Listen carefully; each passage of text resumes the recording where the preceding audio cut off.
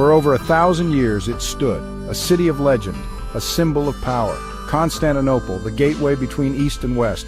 But in 1453, the unthinkable happened.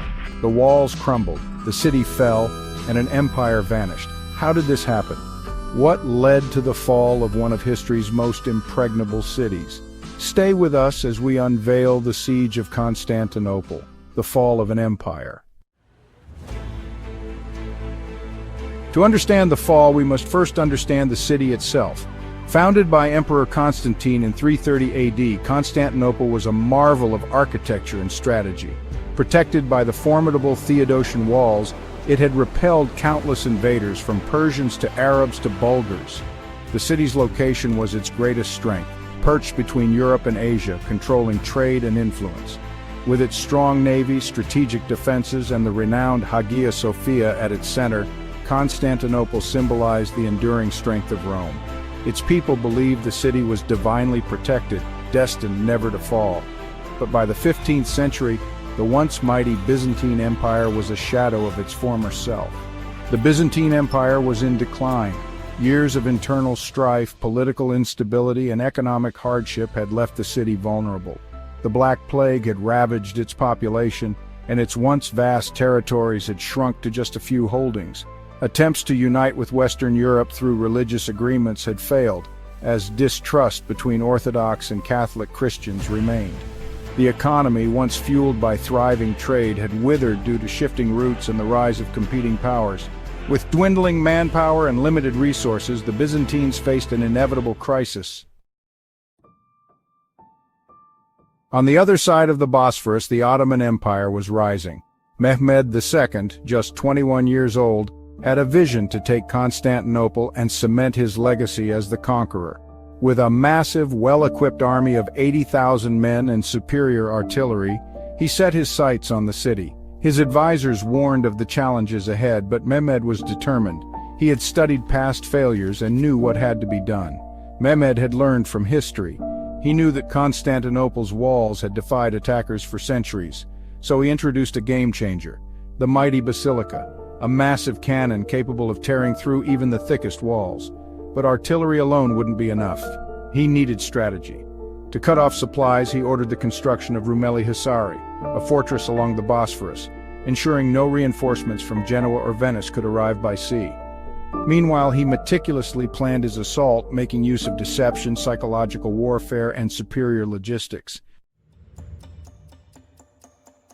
On April 6, 1453, the Ottoman army arrived at the gates of Constantinople.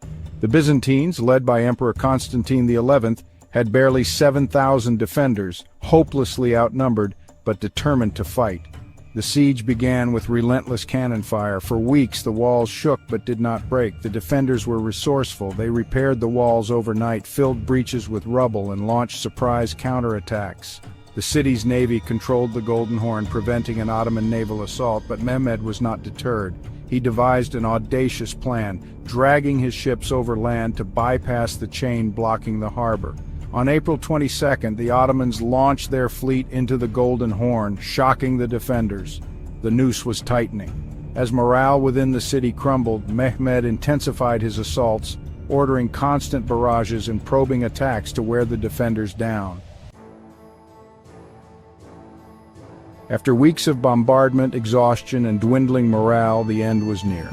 On the night of May 28th, the city held one final church service, Greeks and Latins, Orthodox and Catholics, all standing together, knowing that dawn would bring either salvation or destruction. As the sun rose on May 29th, the Ottomans launched their final assault. The defenders fought valiantly, but a crucial mistake sealed their fate. A small, forgotten gate, the Kirka Porta, was left unlocked. Ottoman soldiers poured through, overwhelming the exhausted Byzantines. The walls were breached, and soon the city fell into chaos. Emperor Constantine XI reportedly tore off his imperial regalia and charged into battle, dying alongside his men. Constantine XI, the last Byzantine emperor, refused to flee. His courage became legendary. As Ottoman troops flooded the city, the once glorious Constantinople was no more. Mehmed II entered the Hagia Sophia, declaring it a mosque. The city that had stood as the beacon of Christian power in the east had fallen to the Ottomans, marking the true end of the Roman Empire. The city was plundered for 3 days before Mehmed restored order, allowing many citizens to remain. He envisioned Constantinople as the capital of his empire, repopulating it with people from across his dominion and transforming it into the thriving center of the Ottoman world. Several key reasons led to the fall of Constantinople. The rise of the Ottoman Empire. The Ottoman Empire had grown into a formidable force under Mehmed II. With a well-organized administrative system and a strong, disciplined army, it had steadily expanded its influence. Mehmed's vision extended beyond mere conquest. He sought to establish a powerful and enduring empire.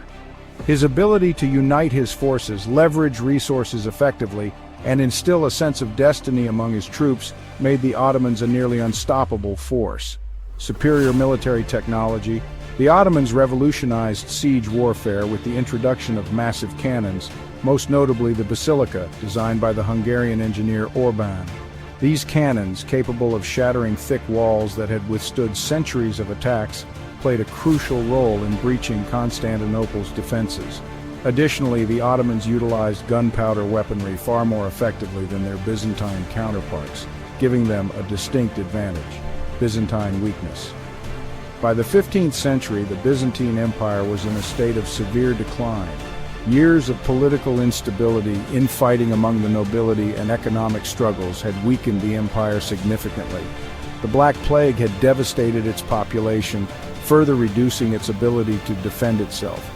Moreover, years of reliance on mercenaries and external support had left the Byzantines ill-prepared for sustained warfare.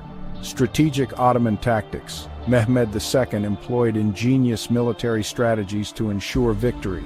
Realizing that a direct naval assault on the Golden Horn was impossible due to the defensive chain blocking access, he ordered his fleet to be transported over land, bypassing the barrier entirely.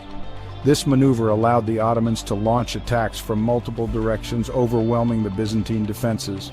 Additionally, Mehmed used psychological warfare, continuously bombarding the walls to break the morale of the defenders. Numbers game. The Byzantines were vastly outnumbered, with only around 7,000 defenders against Mehmed's estimated 80,000 strong force. The odds were overwhelmingly against them. Even with superior defensive structures, the sheer number of Ottoman troops meant that the Byzantines could not hold out indefinitely. The continuous waves of assaults eventually exhausted the city's limited manpower, leading to its inevitable fall. Isolation from the West. Despite desperate pleas for help, Western Europe largely failed to provide significant assistance to the Byzantines. Political divisions within Christendom, as well as ongoing conflicts such as the 100 Years' War, meant that major Western powers were either unwilling or unable to send aid. The papacy did make some efforts to rally support, but the long-standing schism between the Orthodox and Catholic churches hindered cooperation.